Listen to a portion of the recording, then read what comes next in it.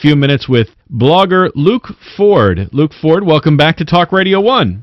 Hey, Mark, good to be here. LukeFord.net is his website, and he wrote about something that I'm been just fascinated by this weekend, the exposure of what they're calling the world's largest Ponzi scheme, estimated to be worth $50 billion, headed by a 70-year-old, a Wall Street money manager, a guy who used to run the NASDAQ, was the chairman of the NASDAQ stock market. His name is Bernard Madoff. And what do you know about him, Luke? Well, I know that he was the chairman of the board of the Yeshiva University Business School, so he certainly got pretty deep roots in Jewish life, calling around in Jewish Los Angeles. It seems quite a few people have been taken in and been hurt by his scam. The Jewish Community Foundation, which is the foundation of the Jewish Federation of Los Angeles, is lost somewhere, they say, between $8 and $18 million, or about 6 to 10% of their total assets. So, I mean, we're talking numbers overall around 50 billion, which is really hard to put your head around. Yeah, well, that's how much Bill Gates is worth. The world's wealthiest man is worth about $50 billion. But yeah, you mentioned Jews. Well, a lot of these names do sound Jewish. Mortimer Zuckerman, who is the real estate magnate, also foundation of Nobel laureate Elie Wiesel, Steven Spielberg.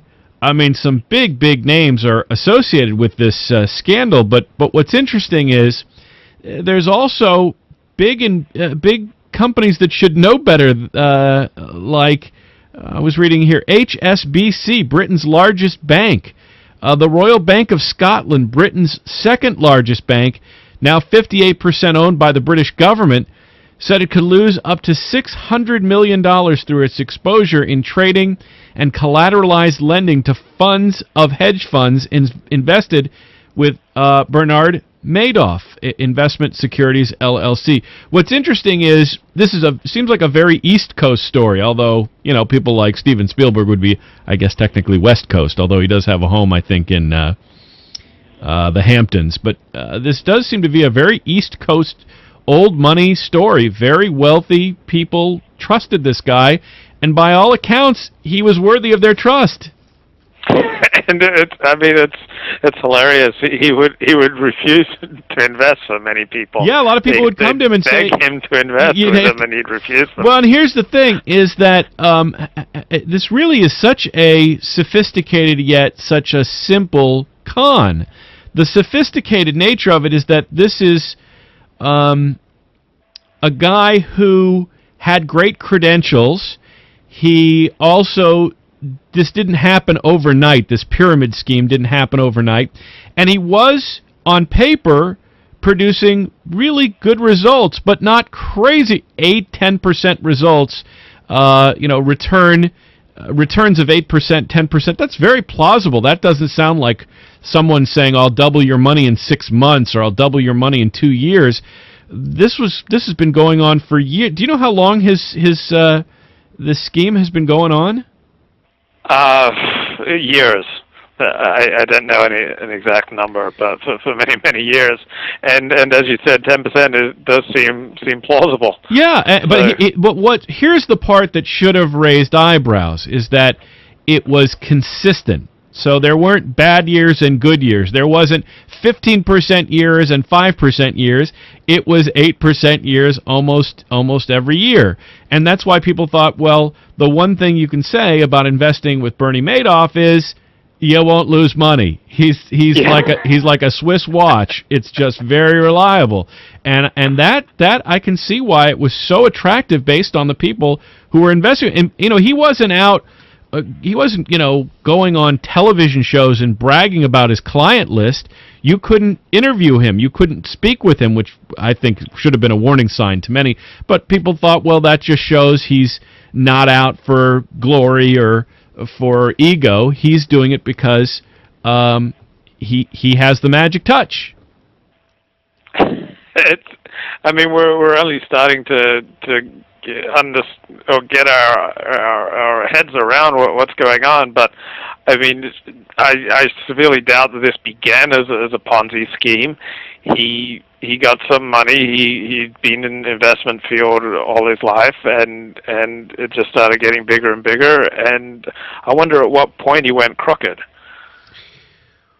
Well, I don't know that we'll know. I was talking to my brother. I have a brother who's a law professor at Syracuse, and he teaches tax and bankruptcy law. And one of the things that he did when he was in private practice was try to understand these Ponzi schemes that hook people in. Nothing of this nature, nothing this large, but he says they're usually very complicated because there's not good record keeping. There's so much fraud that's involved, and so many people. It isn't just one guy that perpetrates a fraud of this caliber. There are probably 50 or 100, and maybe even much larger than that, numbers of people involved in this fraud that knew something was going on and didn't sound any alarm bells. It turns out it's his own sons that were the ones that ultimately brought him down. Which this to me has all the makings of a great movie. Yes, his firm began in 1960. Yeah, so that's 48 years ago. Yeah, I mean that's incredible. That for nearly 5 decades, he's perpetrated a $50 billion scheme to defraud investors, and that no one questioned it. And he said, this is the thing about the Ponzi scheme. The reason why it went on so long is he was always getting enough new investors that the people who said, "Okay, I'm done. I don't want to invest anymore with you. I want to cash out." They'd get their money. So that there were enough people at the top of the pyramid that got their money and got out. It's all the people that are at the bottom that are left holding the bag, and that's the trademark or the hallmark of a pyramid scheme. Also, that there was a lot of secrecy. You couldn't speak to Bernie Madoff. You couldn't call and say, "Hey, I want to ask you about what are you investing in this long term? Are you investing in bonds, or is it?" He wouldn't tell you anything. It was all very secretive. And you'd think that people like the Royal Bank of Scotland wouldn't say, "Well, if there's no transparency, you're not getting $600 million of our dollars." Yeah. I mean, people have trusted this guy for decades. And if you wanted to take your money out, you could get your check in a few days. And he was called T-bill Bernie. I mean, he was regarded as reliable as T-bills.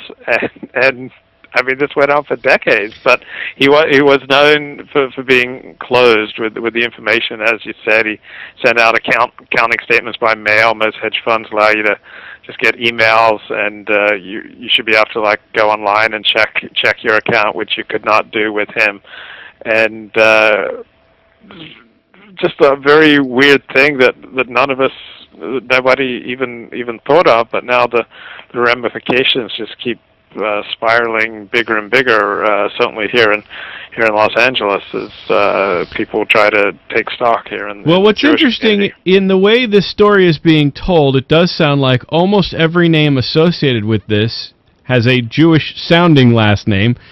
For instance, New Jersey Senator Frank Lautenberg, which I don't know if he's Jewish or not. I assume that sounds like a Jewish name. One of the wealthiest members of the Senate entrusted his family's charitable foundation to Madoff. Lautenberg's attorney said they weren't sure yet the extent of the foundation's losses, but the bulk of the investment had been handled by Madoff. Lautenberg's foundation handed out more than $765,000 to at least 100 recipients in 2006, according to the most recent listing on GuideStar, which tracks charitable organization filings. First of all, let's talk about, because it does seem to be a Jewish connection to all this, and for the sake of disclosure here, we should mention that you're an Orthodox Jew, so this isn't some kind of you're not conspiring to say that it's the Jewish crooks in banking. Right, correct. I mean, I'm heavily involved in Jewish life, and this is all the talk because Jewish life has always depended very heavily on philanthropists. I mean, the people who actually go to synagogue every day to say their prayers, they do not tend to be the people who pay for the synagogue. The people who pay for Jewish life tend to be highly affluent, rich people who don't make so much use of the facilities, and that's the way Jewish life has